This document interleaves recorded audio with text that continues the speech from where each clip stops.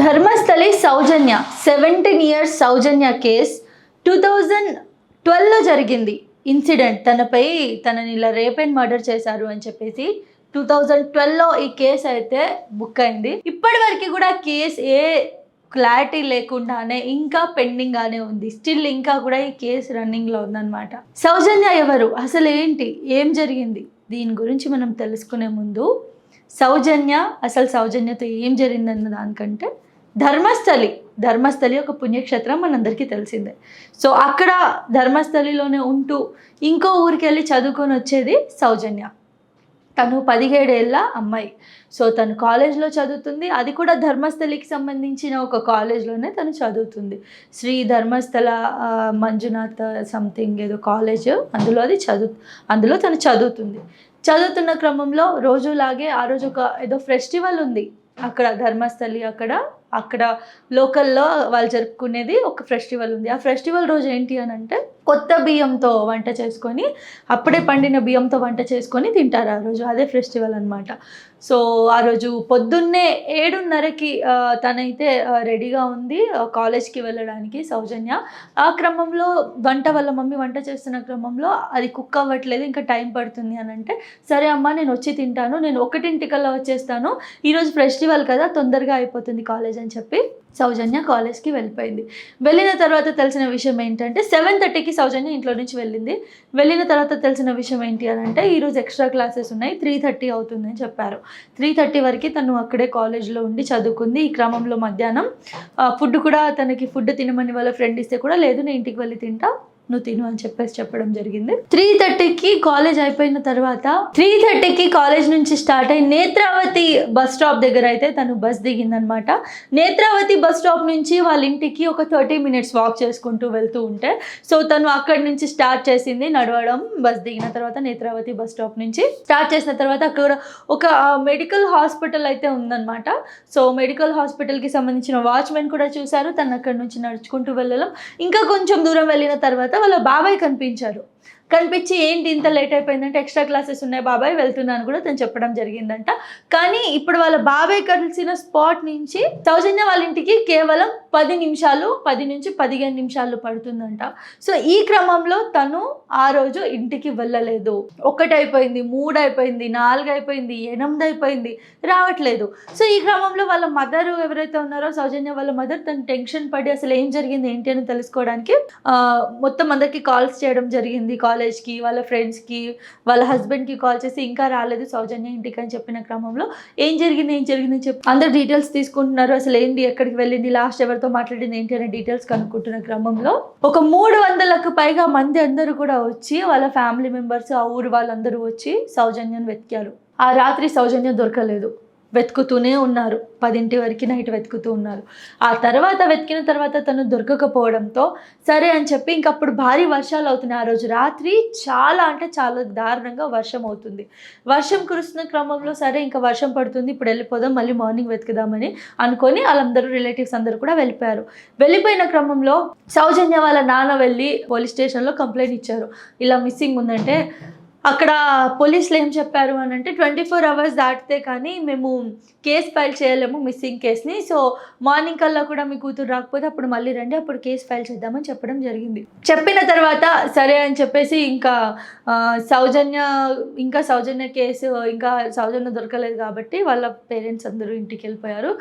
తర్వాత మార్నింగ్ మళ్ళీ వెతకడం స్టార్ట్ చేసిన క్రమంలో 2 గంటల పాటు వెతికిన తర్వాత ఎర్లీ మార్నింగ్ 10 o'clockకి ఆమె డెడ్ బాడీ అయితే దొరికిందనమాట. సో ఆ డెడ్ బాడీ అయితే చాలా దారుణమైన సిచ్యువేషన్లో దొరికింది. తను ఏదైతే కాలేజ్కి వేసుకుని వెళ్ళిన చున్నీ ఉందో, ఆ చున్నీని తన హ్యాండ్స్ వెనకకు చేసి ఇలా వెనక హ్యాండ్స్కి కట్టేసి ఉన్నాయి. తన బాడీ పైన ఎలాంటి క్లాత్స్ లేవు, ఫుల్ తను నగ్నంగా పడుంది. అండ్ తన ప్రైవేట్ పార్ట్ దగ్గర మొత్తం మట్టిగా ఉంది. అండ్ తన ఒంటి పైన కూడా గాయాలు ఉండడం జరిగింది. సో ఆ తర్వాత పోలీస్ స్టేషన్కి వెళ్ళారు, మళ్ళీ కేసు ఫైల్ చేశారు. కేసు ఫైల్ చేసిన తర్వాత తినని పోస్ట్మార్టంకి పంపించారు. ఈ క్రమంలో కూడా చాలా జరిగాయి. అసలు ఏం జరిగింది సౌజన్య అన్నది క్లారిటీ లేదు. ఉన్నా కూడా చాలామంది అసలు చెప్పడానికి కూడా ఇష్టపడట్లేదు. సో అందరూ భయపడతారనమాట. సో ఆ తర్వాత ఏం జరిగింది అని అంటే, పోలీస్ స్టేషన్ వెళ్ళారు, కేసు ఫైల్ చేశారు. తర్వాత ఏం జరిగిందని తెలుసుకుంటున్న క్రమంలో అక్కడ సంతోష్ రావు అనే ఒక అతన్ని తీసుకొచ్చి అతనే చేశాడు ఇదంతా అని చెప్పేసి చెప్పడం జరిగింది. తీరా చూస్తే అసలు అతను ఏం చేయనే లేదు. అసలు అతను దానికి అసలు సంబంధమే లేదు ఈ జరిగిన ఇష్యూకి అతనికి సంతోష్ స్టోరీ ఒకటైతే చెప్తాను. సంతోష్కి ధర్మస్థలాలు అంటే చాలా ఇష్టం. ప్రతి మంత్ ఏదో ఒక టెంపుల్కి వెళ్ళి అక్కడే ఉంటూ ఒక 2-3 రోజుల పాటు అక్కడ పూజ చేసుకొని దర్శనం చేసుకొని మళ్ళీ రిటర్న్ వెళ్ళిపోతూ ఉంటాడు. ఆ క్రమంలో పాపం తనకెంత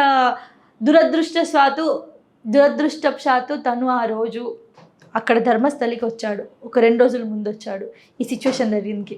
సో 2 days ముందు వచ్చి అక్కడే తినేసి బుద్ధుడి విగ్రహం దగ్గర వెళ్ళి పడుకోవడం అలా చేస్తూ ఉన్నాడు.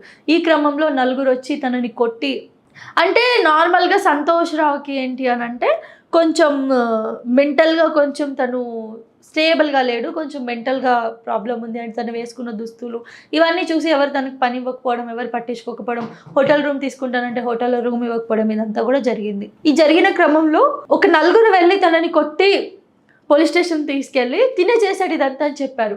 చెప్పగానే పోలీసులు కూడా ఎలాంటి ఇన్వెస్టిగేషన్ చేయకుండానే తనని జైల్లో వేసి కొట్టారు, తనతో ఒప్పించడానికి ట్రై చేశారు, చాలా అతన్ని టార్చర్ చేశారు అని చెప్పేసి అయితే చెప్పడం జరుగుతుంది. మరి సో ఆ తర్వాత తనని ఒప్పించడానికి ట్రై చేసి నువ్వు ఒప్పుకోకపోతే మీ అమ్మ నాన్నని చంపేస్తామన్నా కూడా తను ఒప్పుకోలేదు అని చెప్పేసి, తను స్టేబుల్గా ఉండి ఒప్పుకోలేదు అని చెప్పేసి అయితే తను చెప్పడం జరుగుతుంది.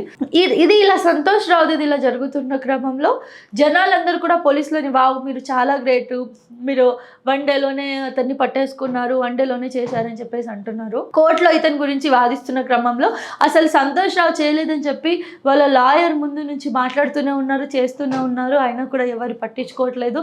అసలు తను చేయలేదు, తనకు సంబంధం లేదు ఈ టాపిక్ నుంచి. ఒకవేళ ఇలాంటి తప్పు చేసిన వాడైతే అక్కడే లోకల్లో ఎందుకుంటాడు అని చెప్పేసి ఇంత కూడా చెప్తున్నా వినలేదు. తీరా చూస్తే ఎవరైతే ఈ అమ్మాయి ఉందో సౌజన్య, తినది పోస్ట్ మార్టం ఒక డార్క్ రూమ్లో చేశారు. అసలు నార్మల్గా అయితే నార్మల్ రూమ్లోనే చేస్తారు, డార్క్ రూమ్లో ఎందుకు చేశారో మరి క్లారిటీ లేదు.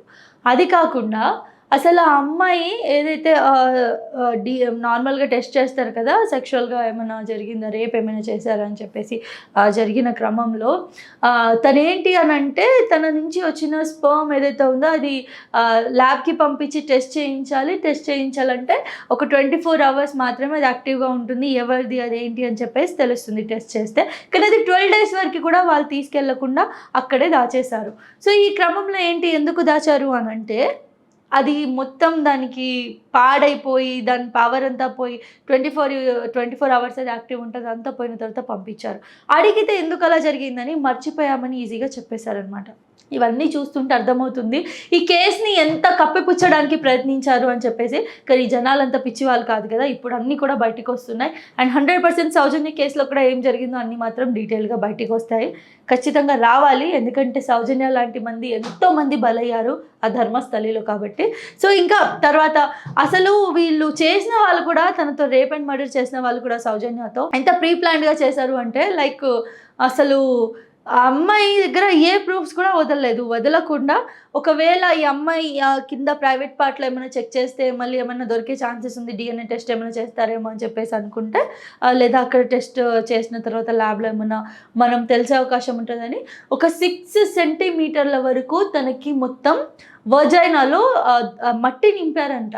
అసలు మనుషులైనా అసలు అలా ఎలా చేస్తారు? అసలు నిజంగా అసలు ఎంత దారుణానికి దిగజారుతారు నిజంగా. ఒక 5 నిమిషాల సుఖాని కోసం అనేది మనం ఆలోచించవలసిన విషయం.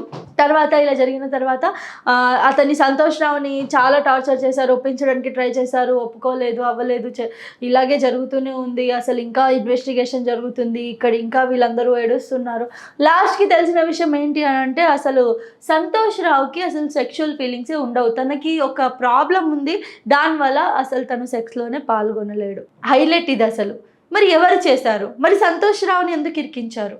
అసలు దీనికి సంతోష్ రావుకి సంబంధం లేనప్పుడు దీని వెనకాల ఉన్నది ఎవరు? ఇవన్నీ తెలుసుకోవాలనుకున్న పోలీసులు కానివ్వండి, అక్కడ ఉన్న గవర్నమెంట్ కానివ్వండి, ఎవ్వరు కూడా సహకరించలేదు. మొత్తానికి సౌజన్య కేసు అయితే మిస్టరీగానే మారిపోయింది. బస్ స్టాప్ దిగి ఇంటి వరకు వస్తున్న ఆమె జస్ట్ ఒక 15 నిమిషాలు నడిస్తే వాళ్ళ ఇల్లు వచ్చే ఈ దారిలో ఏం జరిగింది ఎవరికి తెలియదు. తీరా చూస్తే తన డెడ్ బాడీ ఒక పెద్ద అడవిలాగా ఉన్న ప్రదేశంలో ఆ బస్ స్టాప్ నుంచి కొంచెం రోడ్ ఆ పక్కన దొరికింది. అసలు ఏంటి, ఏం జరిగింది, ధర్మస్థలలో ఏం జరుగుతుంది, ఇంతమంది అమ్మాయిలను ఎందుకు మిస్సింగ్ అని కేసెస్ ఫైల్ అవుతున్నాయి, ఆ మిస్ అయిన అమ్మాయిలు ఎక్కడికి వెళ్తున్నారు, ఆ డెడ్ బాడీస్ ఏంటి, ఇప్పుడు తవ్వుతున్నప్పుడు వస్తున్న ఎముకలు ఎవరివి, ఇవన్నీ కూడా తెలియాల్సిన సిచ్యువేషన్ ఇంకా ఉంది ఇప్పుడు. సో ఇప్పటికైనా తెలుస్తుందా లేదా కప్పిపుచ్చుతారా ఏంటో తెలీదు. అండ్ యూట్యూబ్లో కూడా దీనికి సంబంధించి ఎవరు న్యూస్ చేసినా కూడా వాళ్ళ ఛానల్ ఎగిరిపోతున్నాయి, వాళ్ళ వీడియోస్ డిలీట్ అవుతున్నాయి, వాళ్ళకి నోటీసులు వస్తున్నాయని చెప్పేసి అంటూ ఉన్నారు. ఎంతమందిని ఇంకా ఇలాగే కప్పిపుచ్చుతారు, ఇంకెన్ని రోజులు కప్పిపుచ్చగలరు ఏంటి అన్నదైతే ఆలోచించవలసిన విషయం. దీనికి కఠినమైన చర్యలు తీసుకోవాలి గవర్నమెంట్ని. అండ్ గవర్నమెంట్ ధర్మస్థల అని అంటే ఒక క్లారిటీ ఉండాలి, ధర్మస్థల అంటే ఒక మిస్టరీ ఉండకూడదని చెప్పేసి అయితే మనం అందరం ప్రే చేయాలి. గవర్నమెంట్ అయితే సరైన చర్యలు తీసుకొని దీనికి క్లారిటీ ఇచ్చి దీని వెనకాల ఉన్న వాళ్ళు ఎవరో వాళ్ళని ముందుకు తెచ్చి ఇంకా నుంచి ఇలా జరగకుండా చూసుకోవాలని అయితే మనందరం కోరుకుందాం.